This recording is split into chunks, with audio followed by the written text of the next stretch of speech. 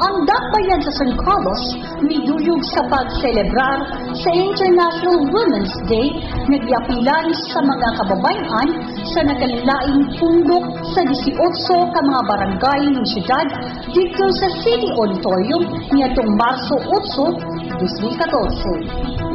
Ang maong kasaulugan nagdala sa tema nga, babae ang tatag mo ay tatag natin sa pagbangon at pagsulong. Ang programa gipaluyuhan sa San Carlos City Children and Women's Affairs Incorporated o kinigisugdan pinaagi sa usa ka misa dayon ang parada sa mga kababayan sa nagkalain-laing barangay. Ang maong programa gihimo dito sa City Auditorium gingitambungan nila ni Vice Governor Eugenio Lacson, City Mayor Gingo Famayor Jr., SP Member Vicky Cabili, CSWD Officer Cynthia Morande, Dr. Lawrence Portuguese sa City Health Office ug mga punong barangay ni syudad. May duwa ka activity na ginasaulog nato. Ang una, amuni ang Fire Prevention Month. Kaduwa, amuni ang celebration sa International Women's Day. Nalipay ko na gina-invitar kapon ko para makatambong sa inyo International Women's Day celebration. Kamay ko na informasyon na yatag sa inyo. Kabalo ko nga sa Marso 8 gina-celebrar ang International Women's Day. Kaya may insidente na tabo dito sa muna sa Amerika. May mga grupo sa mga kababaihan nagtatrabaho sa isang factory sa tela. Kaya ang isa nila kaadlaw ng trabaho, 2 PM sa oras, straight in na siya. May tutay na break. So, nagreklamo na sila kayo, matapos ni sila na apektuhan ng ilang lawas. Tungkol sa kalabas na oras ng ilang obra, adlaw-adlaw, dala na ng Sabado.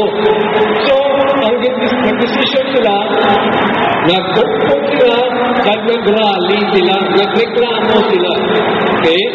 So, ang una subong, ang normal nato na trabaho sa isang adlaw, 8 lang sa oras.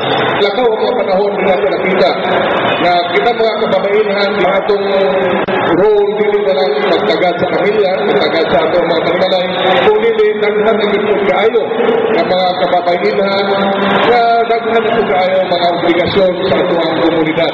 Nagkaan tayo mga opisyalis sa San Carlos, mga kababaihan, naghan ng mga department heads, naghan ng gobyerno ng mga kababaihan, o sa ilang mga dapit, o sa ilang mga negosyo, diraan yun ang ato mga kababaihan.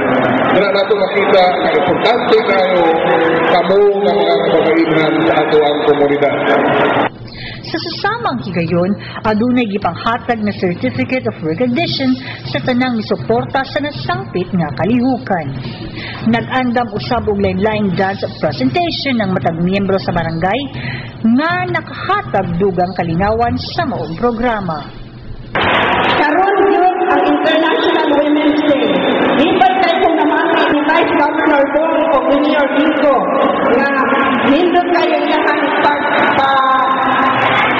hatag ninyo o kung sa kaimportansya ang Women's Day. Kung sa kaimportante ang mga kababaihan sa atong komunidad. Karong asawa dili lang kini sa San Carlos sa tiguong kalibutan. Mao na gitawag International Women's Day.